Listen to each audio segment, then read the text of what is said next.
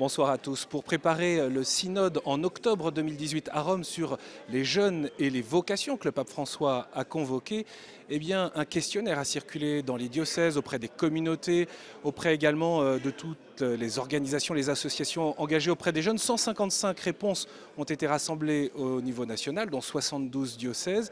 Et cette synthèse a été présentée ici à Lourdes en assemblée plénière par Monseigneur Perceroux et le service national de la pastorale des jeunes et pour les vocations. Nous sommes avec Monseigneur Perceroux, qui est président de cette pastorale pour les enfants, les jeunes et les vocations.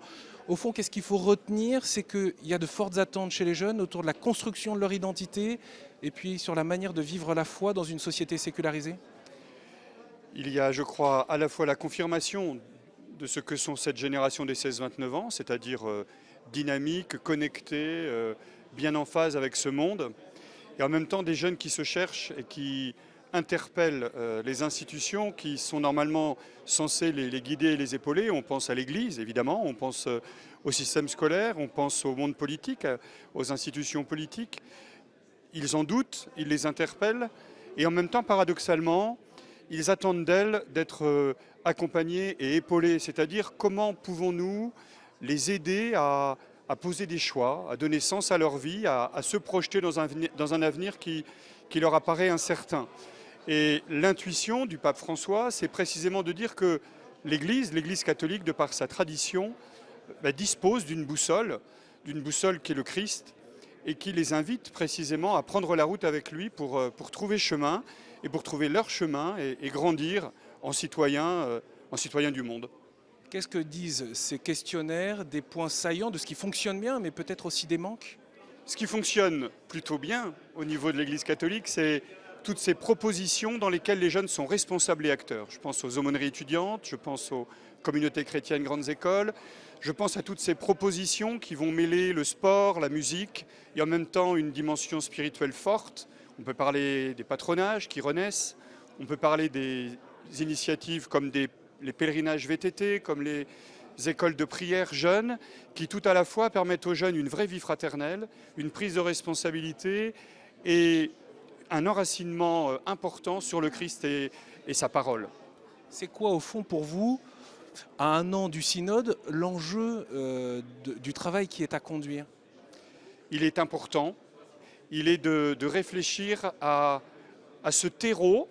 Qu'est-ce qu'il faut mettre dans ce terreau pour que les jeunes puissent grandir en hommes et en femmes responsables, en chrétiens, et qu'ils puissent être au cœur de ce monde, des hommes et des femmes debout, capables de poser des choix et d'entraîner derrière eux, à la suite du Christ, pour l'avenir de ce monde, parce que le pape nous dit bien que ce qui est en jeu, c'est le salut du monde, et c'est bien là la mission de l'Église.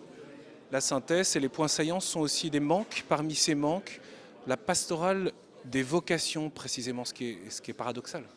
Oui, on a constaté qu'un certain nombre de réalités d'Église aujourd'hui ont eu du mal à répondre sur les questions qui touchaient à la pastorale des vocations, et que pour eux, la pastorale des vocations, ça concerne essentiellement l'appel aux vocations spécifiques de prêtres ou de consacrés. Or, il y a un gros travail à faire parce que le synode ne s'est pas d'abord concentré sur l'appel aux vocations spécifiques, mais sur l'appel à la vocation fondamentale de disciples et de disciples missionnaires. C'est-à-dire cet appel premier qui concerne tout baptisé, qui est de se découvrir aimé de Dieu et de mettre ses pas dans ceux du Christ. Et c'est bien là le but du synode, comment aider les jeunes à pouvoir se découvrir aimé de Dieu et à se mettre à la suite du Christ. Merci beaucoup, Monseigneur Perceroux, pour ces premiers échos sur cette synthèse à ce questionnaire.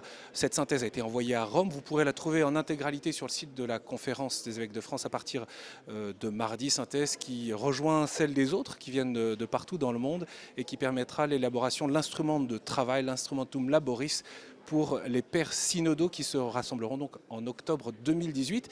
Ici à Lourdes, en assemblée plénière, les évêques vont désigner en début de semaine les 4 membres qui participeront à ce synode et les 2 suppléants. Bien sûr, vous pouvez retrouver l'ensemble des rendez-vous de KTO qui parlent de cette assemblée plénière sur notre site internet. À très bientôt.